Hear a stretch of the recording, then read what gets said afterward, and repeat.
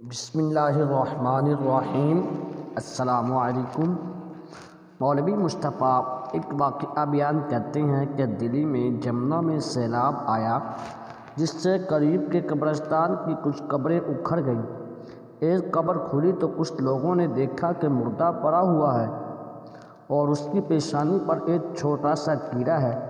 وہ جب ڈنگ مارتا ہے تو پوری لاش لرز جاتی ہے، تھرا جاتی ہے اور اس کا رنگ بدل جاتا ہے۔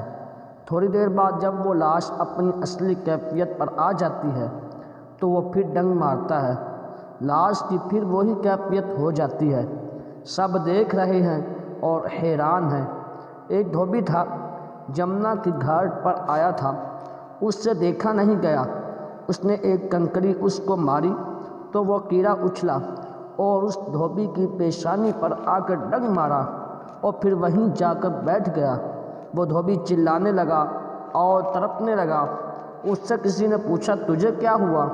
تو اس نے کہا کہ سنو، مجھے ایسی تکلیف ہے کہ مجھے نہ صرف ایک بچھو اور ایک سانپ نے کاٹا ہے، اور نہ صرف آگ کا کوئی شعلہ میرے بدن پر رکھ دیا گیا ہے، بلکہ مجھے ایسی تکلیف ہے کہ میرے بدن کے ایک ایک عضو میں، بلکہ ایک ایک رونگٹے اور بال میں گویا ہزاروں لاکھوں بچھو اور آگ کی چنگاریاں بھر دی گئی ہوں۔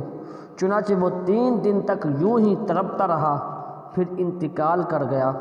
تو مولوی مصطفیٰ صاحب فرماتے تھے کہ میں سمجھ گیا کہ یہ اس دنیا کا کیڑا نہیں بلکہ برزخ کے عذاب کی شکل ہے۔ میں نے سوچا کہ صاحب قبر کے لیے دوسرا علاج ہے۔ قریب جا کر ہمت کر کے بیٹھا اور کچھ صورتیں یاسین شریف اور سورہ اخلاص وغیرہ پڑھنا شروع کی۔ جب میں نے قرآن کریم کی تلاوت شروع کی تو کیڑا چھوٹا ہونا شروع ہوا اور ہوتے ہوتے ذرا سا ہو کر ختم ہو گیا۔